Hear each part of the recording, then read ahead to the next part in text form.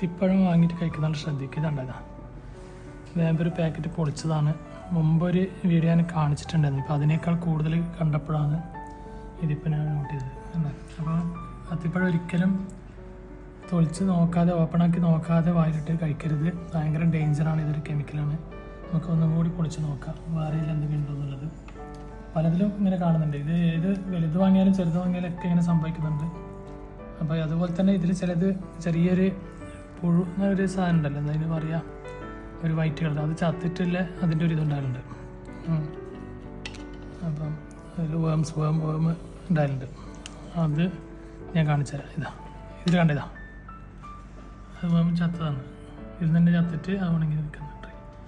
അപ്പം take care. അങ്ങനെ എടുത്ത് തിന്നു കഴിഞ്ഞാൽ ഇതൊക്കെ നമ്മളെ വയറ്റിൽ പോവും. അതുപോലെ തന്നെ ചില ഈത്തപ്പഴത്തിലും ഉണ്ടാകലുണ്ട്. അത് വേണമെങ്കിൽ നമുക്ക് ഇതിപ്പോൾ രണ്ടാമത്തതിൽ ഒന്ന് വിളിച്ചതുണ്ടാ. ഓക്കെ, ശരിക്കും ഇതിൻ്റെ പൗഡർ നോക്കിയത് പൗഡറായി വന്ന് ശരിക്കും അതിൻ്റെ ഉള്ളിൽ ഇതെന്താണെന്ന് ചോദിച്ചപ്പോൾ അവർക്ക് ഐഡിയ ഒന്നും കിട്ടുന്നില്ല, എന്തെങ്കിലും സംഭവിക്കുന്നുള്ളത്. ഫ്രഷ് വാങ്ങിക്കൊന്നു കഴിഞ്ഞാൽ പോലും നമുക്ക് ചിലതിലിങ്ങനെ സംഭവിക്കുന്നുണ്ട്. അതൊരു ഭയങ്കര ഒരു പൗഡറായിട്ട് തന്നെ കാണാം നമുക്ക്. പിന്നെ ചിലതിൽ നമ്മളൊരു